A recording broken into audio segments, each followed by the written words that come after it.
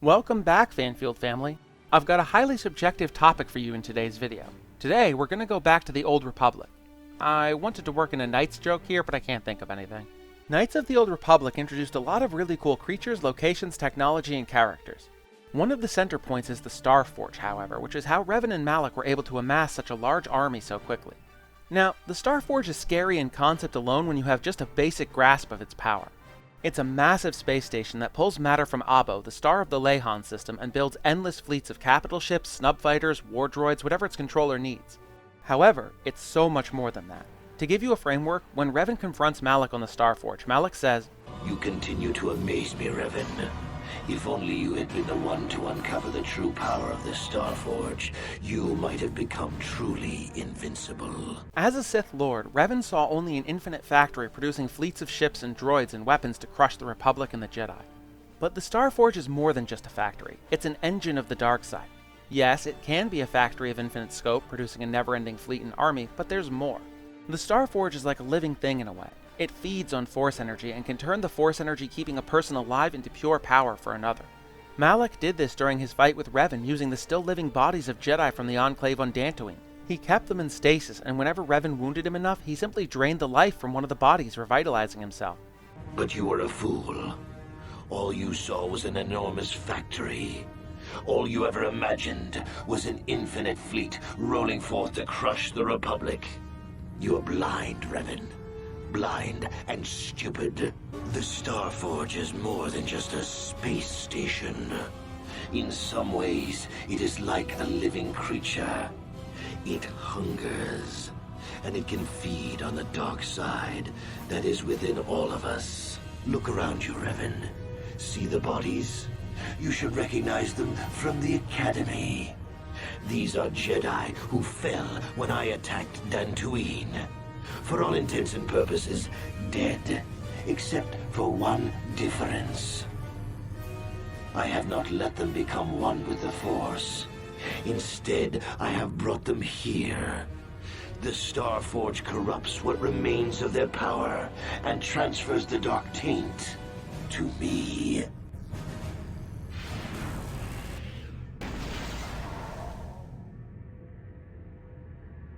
You cannot beat me, Revan. Not here on the Starforge. Malak himself was pretty weak as Sith go, but even existing in a place like the Starforge empowered him. It fueled the emotions of the dark side within him, feeding his power like pouring gasoline on a fire. Imagine the might someone like Sidious would have had. The Starforge's dark side power was like an infinite feedback loop. The dark side in the station fueled the dark side in its inhabitant, and then the Starforge fed on that power, recycling it into more and more power. I mean, you just heard Malak say, the Starforge is more than just a space station. It's like a living creature. It hungers, and it can feed on the dark side that is within all of us.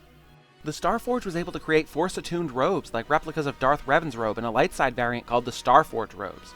These robes were more than just cloth. They were inherently imbued with the Force, as each set boosted the abilities of its wearer, and each set was unable to be worn by the opposing alignment. This fact lends credence to my next assumption here. The Starforge could create droids that could use the Force. Whoa, torches and pitchforks down. Hear me out. We know Sith alchemy can imbue the dark side into non-organic objects. It's commonly used to imbue swords and armor. We also know that in Legends, droid bodies can conduct the Force if there's enough Force power behind them, like the Iron Knights. So I posit this. With sufficient Force power to draw upon and understanding of methods, the Starforge may have been able to imbue the Force into the droids it created. These Force-sensitive droid warriors would be immune to the usual Jedi tactics of negotiation. It can't be bargained with. It can't be reasoned with. It doesn't feel pity, or remorse, or fear, and it absolutely will not stop. Ever! You guys know how powerful General Grievous is in Legends, not the 2008 Clone Wars version who is often portrayed as a buffoon. Dangerous and unpredictable, but wildly incompetent most of the time. I'm talking about the 2003 version. He could hold his own against multiple Jedi Masters at once, several Knights and a handful of Padawans. Imagine 100 of him. Now imagine 100,000 battalions of that many. And now, finally, add the ability to use the Force to each and every one. And the Starforge, given the right instructions, could produce an infinite army of these. Revan wrote in his diary that the Starforge's power was really endless. He took a fragment of the Starforge called the Infinite Engine and gifted it to a colony of freed slaves. Revan taught them that the engine could give them food, water, protection, anything they needed.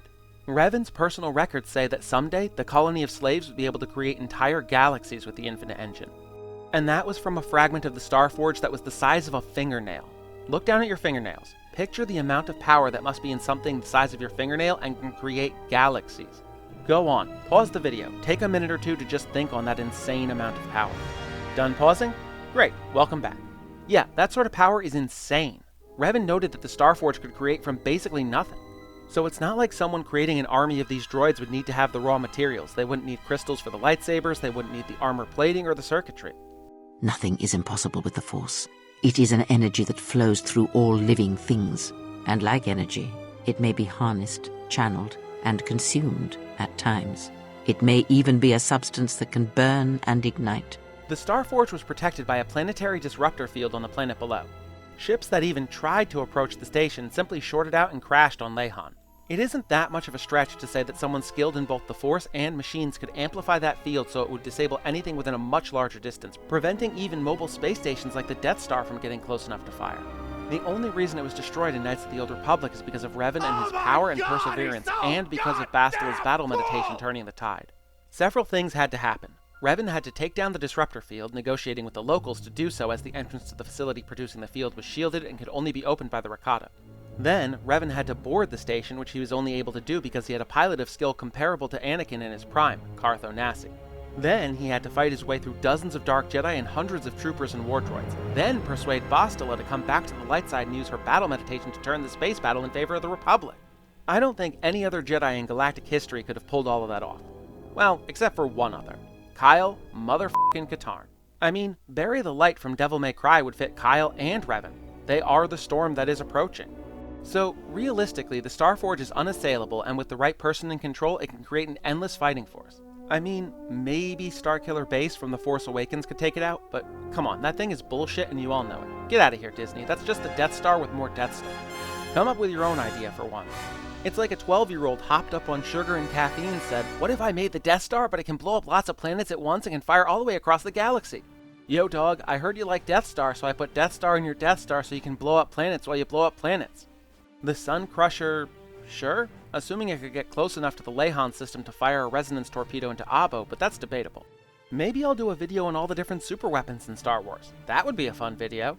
But that's my conclusion of why the Starforge is the scariest superweapon in Star Wars. Heck, the Star Wars Wiki even says that the Starforge is arguably the most powerful weapon ever built. And hey, given plans and power, the Starforge could have produced a fleet of Sun Crushers. Yeah, think about that for a hot minute. Thank you for coming to my TED Talk. What do you think of my theory? What do you think of the Starforge? Have you played Knights of the Old Republic? And if not, what are you doing with your life? Thank you so much for watching. I've had this idea in my head for a while now, but I'm just now getting around to it. As ever, feel free to request a topic in the comments. I love covering viewer requests. You guys, my viewers, you matter to me. Your ideas matter. If you want to support me in what I do here, please consider subscribing, leaving a like, and leaving a comment. It tells YouTube that you like what I do, and the algorithm will recommend my videos to more people. I also love reading comments, and I reply to every single one. If you want to see a video on another Old Republic topic, click here. Or click here for a video on my favorite monster from the Monster Hunter franchise. Thank you again so much for watching, and I'll see you in the next one.